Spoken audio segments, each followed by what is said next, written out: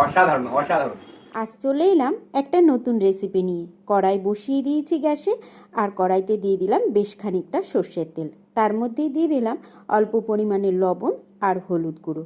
হলুদ গুঁড়ো আর লবণটা দেওয়ার পর তেলটা যেই গরম হয়ে গেল, আস্তে আস্তে একে একে আগে থেকে কেটে ধুয়ে রাখা পটলগুলো দিয়ে দিলাম। পটলগুলো কিন্তু এবার ভালো করে ভেজে নিতে হবে। চলুন তাহলে এবার ঢাকাটা দিয়ে দিই, তাহলে এক পিঠ ভাজা হয়ে গেলেই তারপর আবার আরেক পিঠ ভেজে নেব। এদিকে মশলা করার জন্য নিয়ে নিয়েছি কিন্তু কাজু বাদাম, চারুমগজ, পোস্ত, সর্ষে, আদা আর কাঁচা লঙ্কা। চলুন মশলাটা তাহলে এবার করে নিই। এই যে দেখুন, মিক্সিতে কিন্তু মশলাটা করে নিয়েছি। ওদিকে মশলাও করা হয়ে গেছে, আর পটলের এক পাশ কিন্তু বেশ ভাজাও হয়ে গেছে। এবার পটলগুলো আরেক পাশ ভাজার জন্য এক এক করে উল্টে দেব। উল্টে দিয়ে আবার কিন্তু বেশ খানিকক্ষণের জন্য ঢাকা দিয়ে নেব।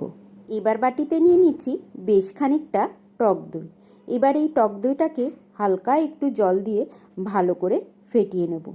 টক দইটা কিন্তু আমার ফেটানো হয়ে গেছে, আর এদিকে সব পটলগুলো বেশ ভালো করে ভাজা হয়ে গেছে। চলুন তাহলে এবার এক এক করে কড়াই থেকে পটলগুলোকে তুলে নিয়ে নিই। এই যে দেখুন, কড়াই থেকে কিন্তু সব পটলগুলো তুলে নিয়েছি। এবার ওই তেলের মধ্যেই ফোড়নে দিয়ে দেব অল্প করে কালো জিরে।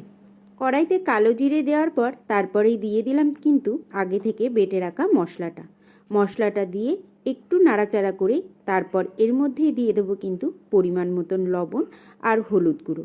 তারপর এইবার এইটুকু দিয়েই কিন্তু বেশ খানিকক্ষণ আবার কষিয়ে নেব। মশলাটা একটু কষা হয়ে গেলেই তারপর দিয়ে দেবো কিন্তু এর মধ্যে আগে থেকে ফেটিয়ে রাখা টক দইটা। এইবার টক দই দিয়ে তার মধ্যে দিয়ে দেবো কিন্তু প্রায় 2 চামচ মতন চিনিটা দেওয়ার পরে তারপর একটু কালারের জন্য দিয়ে দেবো কিন্তু রেড চিলি পাউডার। তারপর টক দইয়ের বাটিটা ধুয়ে অল্প পরিমাণে জল দিয়ে এবার কিন্তু বেশ খানিকক্ষণ ধরে মশলাটাকে কষিয়ে নিতে হবে।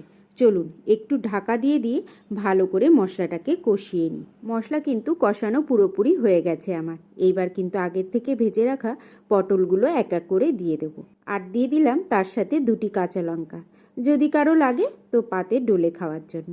এবার ঢাকনা দিয়ে বেশ খানিকক্ষণের জন্য রেখে দেবো। চলুন তাহলে ঢাকনা তোলার পর তারপরে আবার আপনাদেরকে দেখাচ্ছি।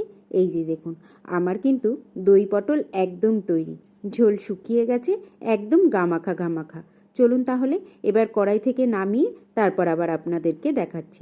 কেমন লাগলো আপনাদের দই পটলের রেসিপিটা সেটা অবশ্যই কমেন্টে কিন্তু দই পটল রান্না করেছি, তো সেইটা ওকে দিয়েছি খেতে। কেমন হয়েছে সেটা এবার ও খেয়ে বলবে।